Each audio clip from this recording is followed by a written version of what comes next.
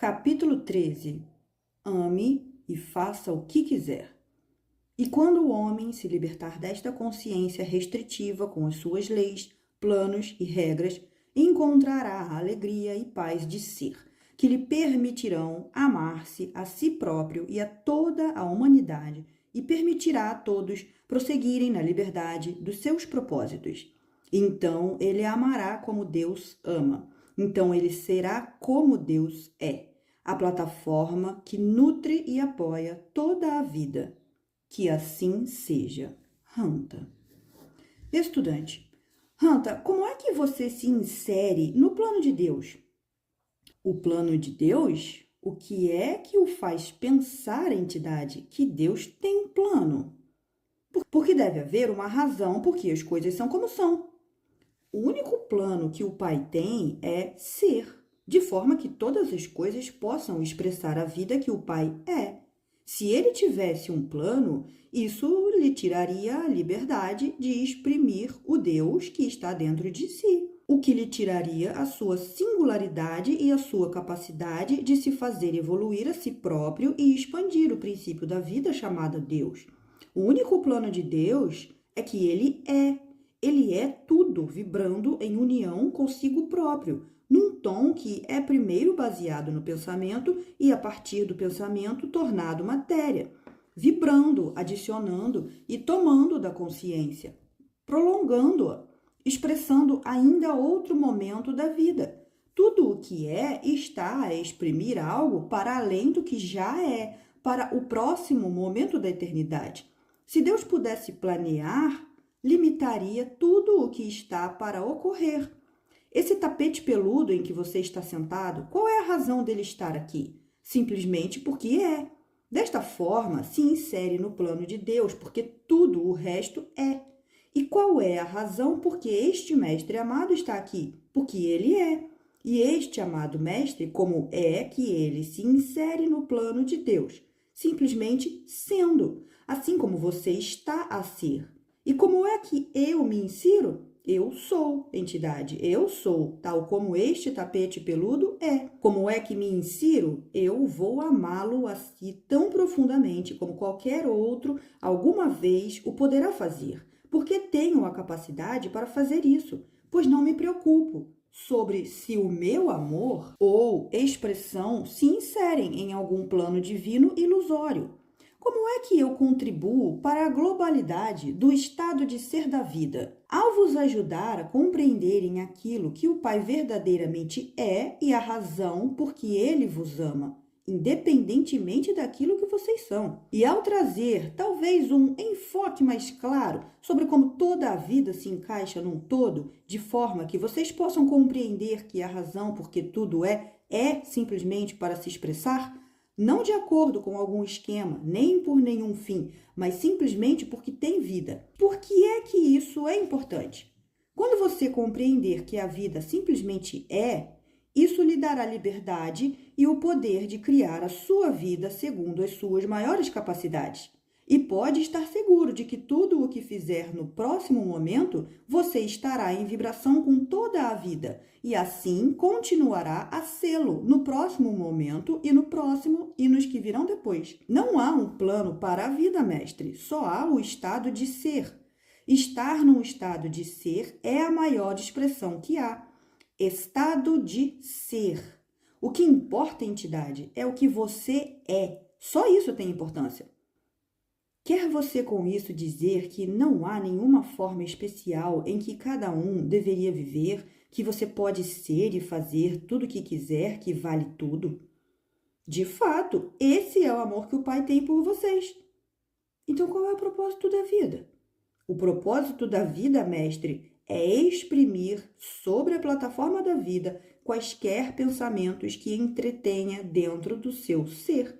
E a qualquer expressão que isso o leva, saiba que sempre tem a opção de mudá-la em qualquer momento que o deseje. O propósito da vida é ser parte dela, ser o seu criador, iluminá-la. Não há outro destino senão o de viver e de se permitir a si próprio ser tudo o que deseja ser. À medida que a vida se manifesta dentro de si, momento a momento a momento, Ao cumprir este propósito, saiba que tem a liberdade ilimitada de tornar-se, de fazer e de ser tudo o que deseja. Mas se podemos fazer tudo, não será que certas coisas irão contra a lei de Deus de que a Bíblia fala? Meu querido mestre, o seu Pai amado não criou nenhuma lei, senão uma. E essa lei que expresse a sua vida de acordo com a sua vontade soberana. Pois só através do exercício da sua vontade você expande a consciência de toda a vida, que é o que o Pai é. Se Deus, o Pai, fosse um legislador, ele o teria negado a si e a ele próprio a liberdade de expressão que permite a evolução da vida e o seu perpetuar. Ele teria se tornado uma fonte limitada, um acabar. A eternidade nunca acaba, mestre. Aquilo a que você chama a lei de Deus, tal como escrita no vosso livro dos livros, são muitas leis, pois cada profeta adicionou a lei. É verdadeiramente uma expressão muito forte dizer que a lei de Deus diz isso ou aquilo, ou que restringe isso ou que se deve fazer aquilo. Por causa daquilo que você chama a lei de Deus, as pessoas aprenderam a render-se a Deus e a temê-lo. As crianças não devem ter medo dos seus pais, devem ser como eles. A lei do todo é que Deus, a fonte da vida, permite a todas as coisas expressarem-se através do seu ser como elas quiserem, na forma que a sua liberdade o desejar, pois é somente através da liberdade que você conhecerá o Pai e será de novo uno com Ele. E quando você regressar ao Pai e Ele contemplar o seu próprio regresso à sua casa, será um grande dia verdadeiramente, uma grande eternidade, pois no seu regresso à casa você será como Ele é. E ao ser como Ele é, há sempre uma vida de amor ilimitado, alegria ilimitada e a eternidade de ser. Deus, o Pai, não tem leis. É o homem que é o legislador, não Deus. O Pai deu ao homem a liberdade de ser o legislador soberano no seu próprio reino, de criar a partir do pensamento todas as crenças, verdades ou atitudes que sirvam ao seu reino, na sua progressiva compreensão de toda a vida. O homem usou essa liberdade para criar leis que são consideradas necessárias para viver em sociedade. Infelizmente, a maioria dessas leis foram criadas sem escrúpulos, com o propósito de intimidar e escravizar os povos. Foram criadas para limitar a liberdade e não para a exaltar. O homem não se pode permitir estar num estado sem leis, porque no medo que tem de si próprio, acha que deve haver leis que governem o seu ser. Isso passa-se porque ele não compreende quão infinito e divino é. Mas, Hanta, se não houvesse leis, como se poderia impedir alguém de expressar o mal dentro de si, de fazer coisas más? Deixe-me lhe dizer isso, mestre. No conjunto global cósmico, não existe tal coisa como o mal. Apesar de ter sido escrito que o homem é mau na sua alma, ele não o é. Ele é divino na sua alma, pois a sua alma e tudo que ele é são Deus. Porque se não fossem Deus, da onde teriam provindo? Não há nada fora da jurisdição do Pai, o âmbito do ser, nada. Qualquer pensamento ou ação que alguém julgou ser maléfico, mal ou errado, está vivo na consciência. Se existe na consciência, é certamente uma parte da mente de Deus. Como tudo é parte de Deus, se você dissesse que alguma coisa é má, você estaria também a dizer que Deus é mau. O que ele não é. Também Deus não é bom. Pois para definir os limites do que é bom, isso teria que ser pesado contra a compreensão a que chamam mal ou o mal. Deus não é bom nem mal, pois Deus não é uma coisa boa, assim como não é uma coisa má. Deus também não é perfeição. O Pai simplesmente é o estado de ser de toda a vida, a expressão agora que simplesmente vive para a alegria de obter alegria para se conhecer a si próprio. E essa essência de vida não tem a capacidade de se alterar a si próprio para sair desse estado de ser. Ao julgar uma parte de si próprio como sendo boa ou má, maléfica ou divina, perfeita ou imperfeita, sabe o que aconteceria se Deus pudesse olhar para algo e dizer que isto é mal? Toda essa consciência que estaria expressando algo que precisaria exprimir seria exterminada da força da vida. E se isso pudesse acontecer, então a vida e a sua expansão contínua deixaria de existir,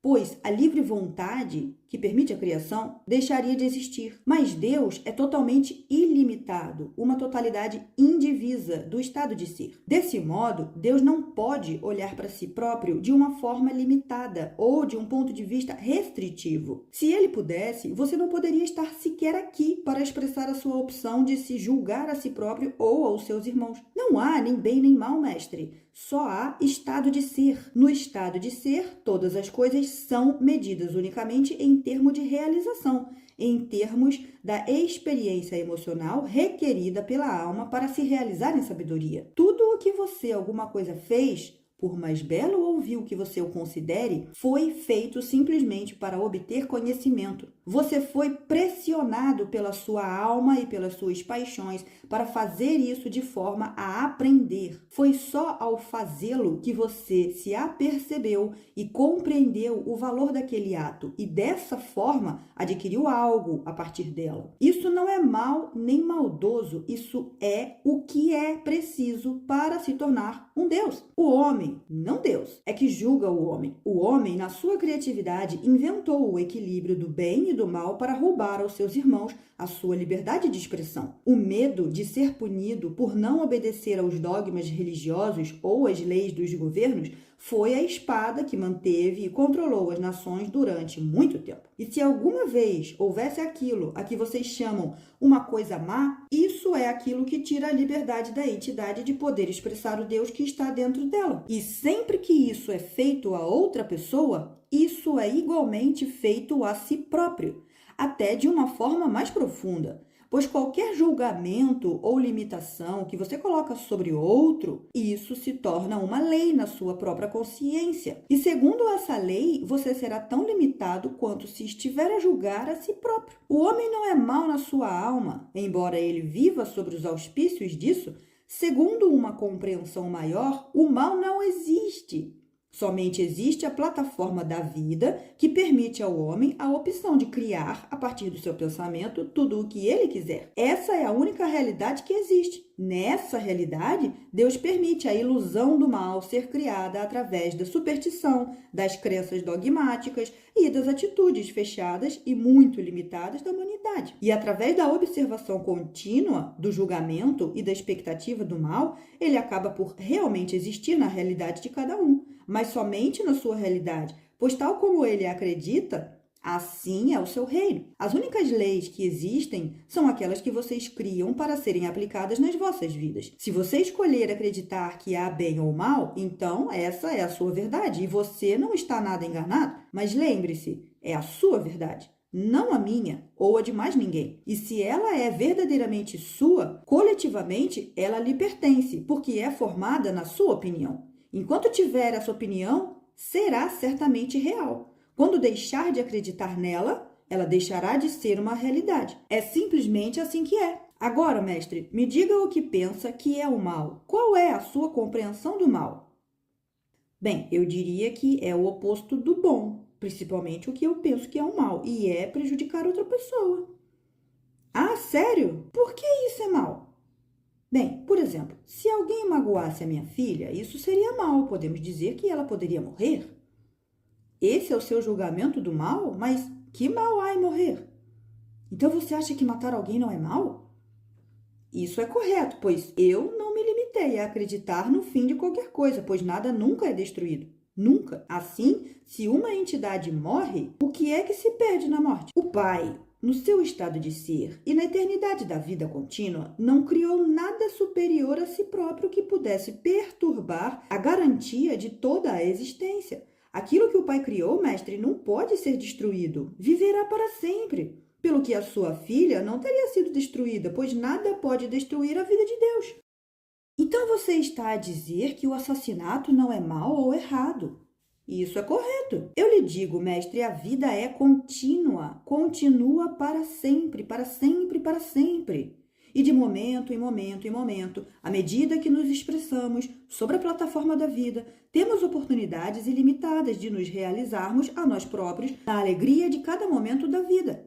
mas a forma com que cada um escolhe realizar os seus momentos será sempre de acordo com a sua vontade e o seu desejo, e com o que ele compreende ser bom para o seu ser. Se no momento uma entidade escolher matar outra, então no próximo momento ele viverá em terrível culpabilidade e autojulgamento e no medo de que de algum modo esse ato voltará para ele. Deste modo, os seus momentos vindouros não serão seguros, a não ser que ele se perdoe a si próprio por esse ato. Há muitos que estão horrorizados e que julgarão e amaldiçoarão o assassinato. Mas eu amo a entidade que matou a outra. Como poderia eu deixar de o fazer? Estará ele fora da providência, da vida e da maravilha de Deus? Não, mestre, ele não está. Aquele que foi assassinado voltará aqui de novo, outra e outra vez, pois a vida é perpétua. Ela é contínua, ela é a única coisa que é perpétua. Contudo, é todas as coisas. Se eu odeio o ato e faço juízos acerca do assassino, eu coloco esses juízos sobre mim próprio. O assassino já criou o seu próprio julgamento, pois ele está à mercê de todas as atitudes que tenha em relação ao ato, com as quais terá que lidar no seu próprio reino de pensamento e emoção nos momentos que virão. Eu não odeio o ato, eu racionalizei-o, eu o compreendi, eu estou para além dele. Se eu julgar o assassino por aquele ato,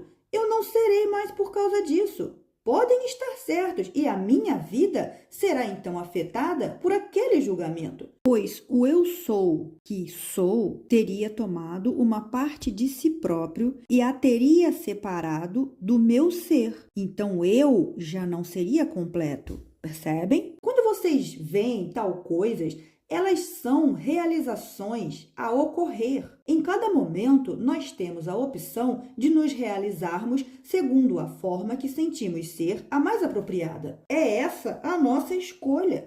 Essa é a única república que o homem tem, a república que está profundamente dentro de si próprio. Os vossos governos tentarão governar as massas de acordo com leis e regras e regulamentos, mas nunca poderão governar a vontade de uma entidade que trabalha no silêncio dos seus próprios processos mentais. Só essa entidade o pode fazer. E cada momento que ela vive, ela equilibra o momento de acordo com o seu próprio ser emocional. Eu digo essa audiência que não há professor maior do que vocês mesmos e que cada um é totalmente responsável pela vontade da sua própria vida, pois não somos nós aqueles que em pensamento fazem uma coisa, e não é a manifestação real desta coisa que nos ensinará que os nossos pensamentos devem ser mais aperfeiçoados, podem pôr um homem na prisão, no buraco mais pequeno, mais escuro, mais sujo que existe. Contudo,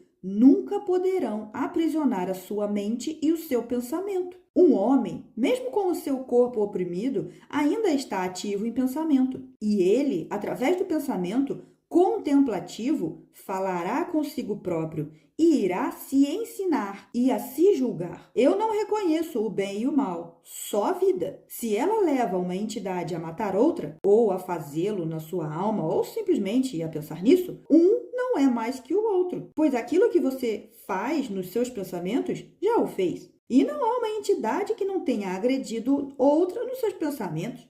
De qualquer modo, essa entidade precisa expressar isso como o fim de compreender. Quero que compreendam que aquele que participa com o assassino na sua expressão não é a vítima do assassino, pois ele contemplou a possibilidade de talvez ser queimado, cortado em dois ou agredido. E porque ele tinha contemplado isso, e isso lhe causou medo, ele atraiu a situação. Dessa forma, aquele que precisa de agredir e aquele que precisa de ser agredido, que ele precisa de compreendê-lo, foram postos juntos para terem essa experiência. Na compreensão chamada Deus, não existe o mal. Tudo é uma experiência que trará sabedoria. Esta é a minha resposta para você. Quando o homem deixar de ser condenado pelos seus irmãos e se aperceber que ele não é mal no seu ser, que no seu ser ele é Deus, e compreender que é completamente amado e apoiado pela força da vida chamada Deus, ele deixará de precisar de experienciar a guerra,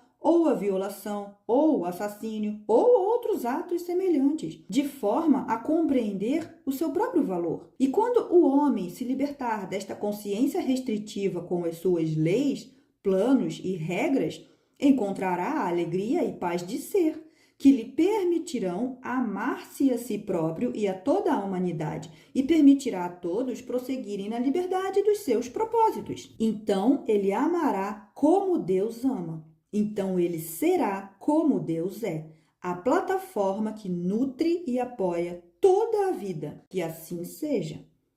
Recentemente apareceram duas pessoas na minha vida e eu gostaria de saber qual é a sua razão de ser na minha vida e se estivemos juntos em outras vidas.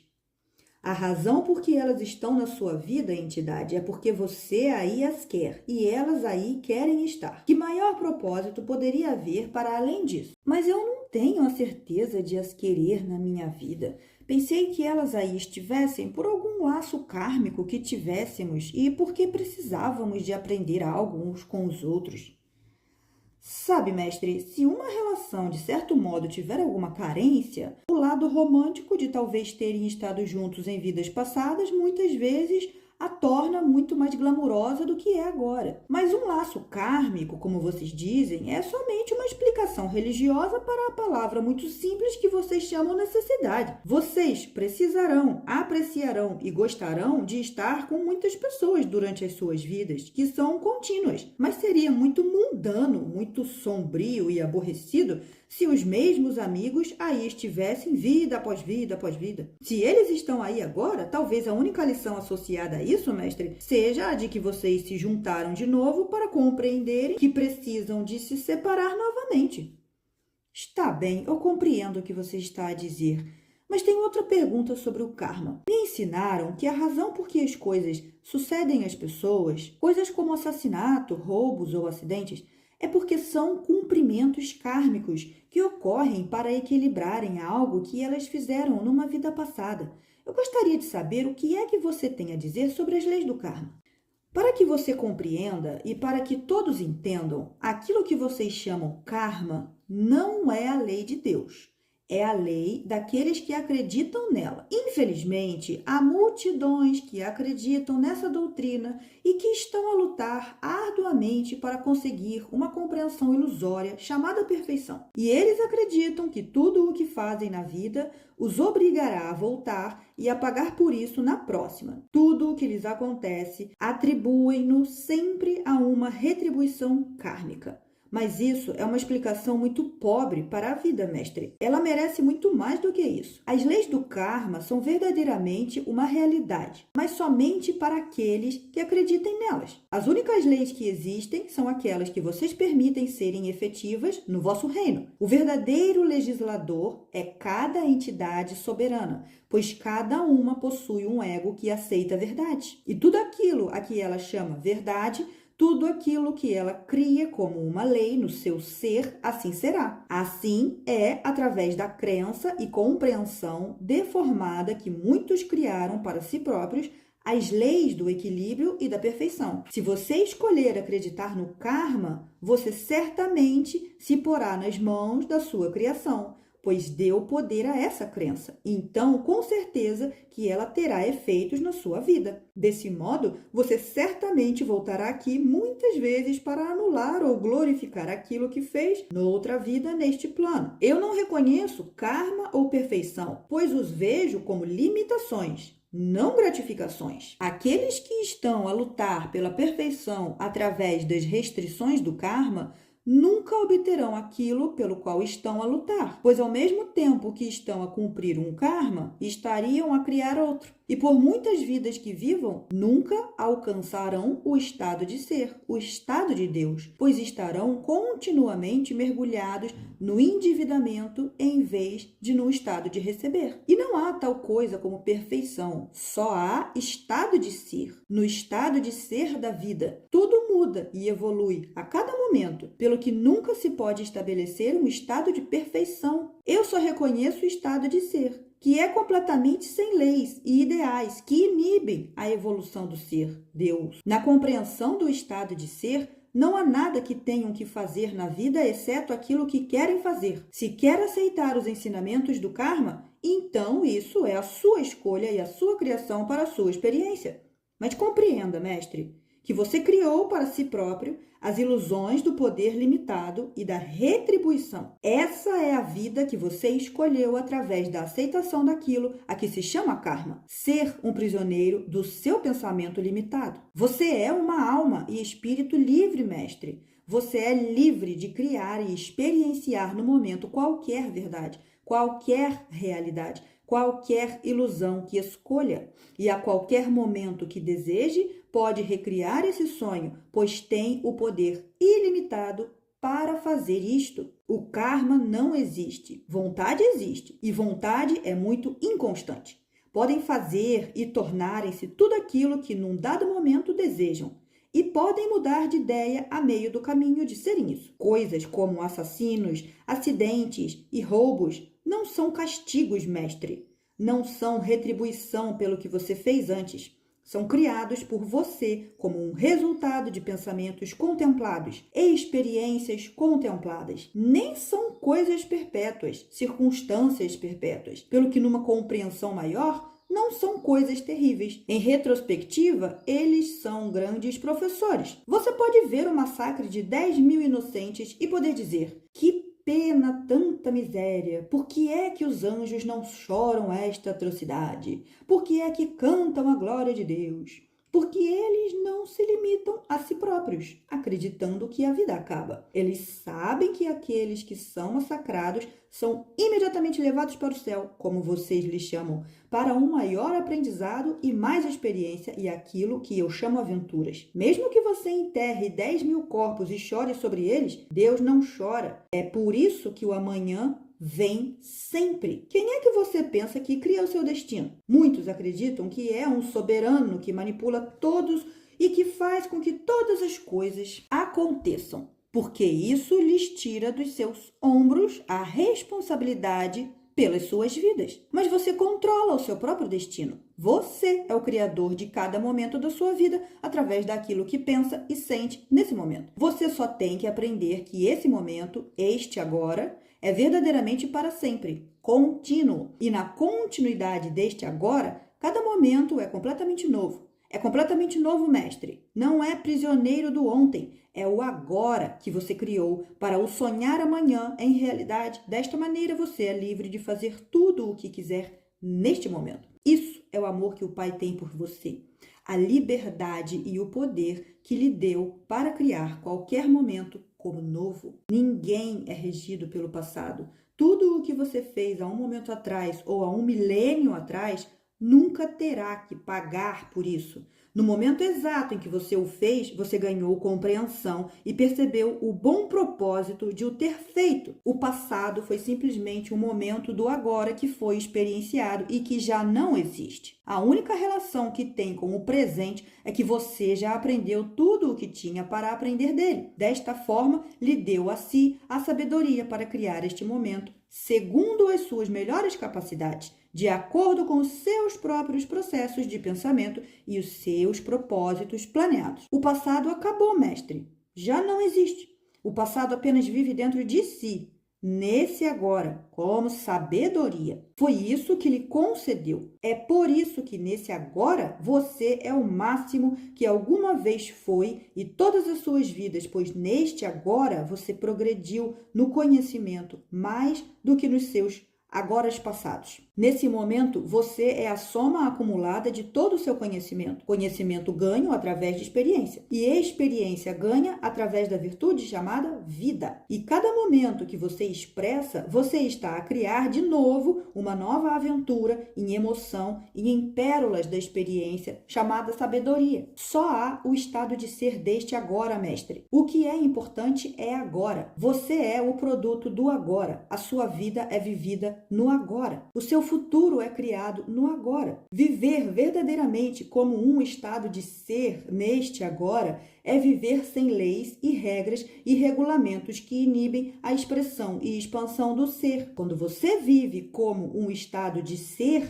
a única coisa que tem importância é o agora. Não o passado, não o futuro, mas agora, pois é precisamente aí que Deus vive. Quando compreender que a única coisa que existe é o agora, inevitavelmente escolherá viver de uma maneira em que cada momento você vive a aventura que os sentimentos na sua alma lhe indicarem, de forma que está a experienciar o que quer que seja que nunca experienciou antes, de maneira a poder expandir-se para uma sabedoria ainda mais vasta. Você não voltou a este plano para resolver certas coisas as quais nem sequer consegue se lembrar, ou para fazer certas coisas que supostamente deve fazer, que ninguém alguma vez lhe poderá dizer quais são. Contudo, lhe dizem que deve lutar pela perfeição. Como é que você poderá, alguma vez, conseguir algo que está continuamente confuso? Você só voltou aqui completamente por escolha, através de um corpo que escolheu. A partir do óvulo da sua mãe e do esperma do seu pai. Você criou o seu corpo com o propósito de se expressar neste plano da ilusão criativa. Você não voltou aqui para equilibrar algo que fez antes, mas porque você queria evoluir a si próprio através da matéria e contemplar-se nas emoções ganhas ao experienciar este plano. Você está aqui para aprender que onde quer que esteja, você está aí pela mera razão de que aí quer estar. É a sua vontade estar aí. Você está aqui para reconciliar sabedoria e para a aplicar na plataforma da vida. Você está aqui nesta vida e por quantas mais vidas desejar cá está, para viver esta ilusão e para experienciar todas as coisas que a sua alma precisa para se realizar a si própria em sabedoria. E quando você tiver ganho o rico vapor da emoção através das suas experiências neste plano, você deixará de precisar ou desejar regressar aqui. E só você determina quando acabou aqui, mas ninguém. Você está aqui, mestre, para se tornar Deus. E para se tornar isso, você tem que eliminar do seu ser toda a lei, toda a crença dogmática, toda a prática ritual e tornar-se ilimitado nos seus processos de pensamento. Se você deseja uma liberdade ilimitada de expressão, um corpo que nunca morre e a paz e a alegria de ser, saiba que a vida que está a viver é completamente ilimitada. Quando souber isso, assim ela se tornará, pois tudo o que você deseje e tudo o que sabe como uma verdade no seu ser, assim será. Essa é a única lei que você alguma vez precisará aceitar dentro do seu reino. Saiba que você nunca terá que pagar por algo que alguma vez pensou ou fez nesta ou noutra vida, desde que você se perdoe por tê-lo feito. Perdoar-se a si próprio é o ato divino que elimina da sua alma a culpa e o autojulgamento que limitam a expressão do Deus que você é. Quando se tiver perdoado a si próprio, saiba que esta vida e as que virão são simplesmente pela experiência de ser parte do agora, que é o futuro de tudo que existe. Saiba que você existe para sempre, que nunca falhou e que a única coisa que fez de errado foi acreditar que fez algo de errado. Ame a si próprio, mestre, e ouça o que o seu ser lhe diz, o que ele precisa sentir, e siga isso de todo o coração até que esteja aborrecido. O aborrecimento é um sinal da sua alma de que você já aprendeu tudo o que tinha para aprender de uma certa experiência e que é a altura de passar a outra aventura. Quando você somente escuta os sentimentos que estão dentro de si, então está livre para se tornar, nesse momento, tudo aquilo que escolhe se tornar. Saiba que nunca tem que responder perante nenhuma lei, nenhum ensinamento ou nenhuma entidade. Agora, os sentimentos que a partir disso adquirir são tudo o que será importante. Torne-se sem leis, mestre. Isso não significa irresponsabilidade. Isso significa tirar a corda do seu pescoço e se permitir respirar. Quando se libertar das leis e dogmas e crenças limitadas, você estará a se permitir ser a liberdade e o ilimitado que Deus é. Então, você será simplesmente o poder que é, de forma a criar e a regenerar a si próprio e a vida.